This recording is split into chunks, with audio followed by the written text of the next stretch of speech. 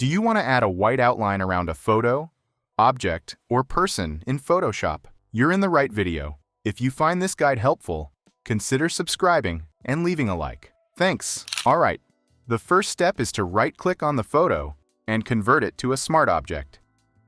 Next, select the following tool.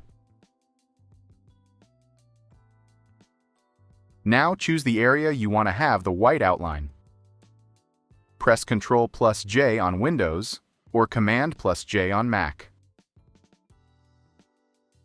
Right-click on the top layer. Blending options. Go to Stroke.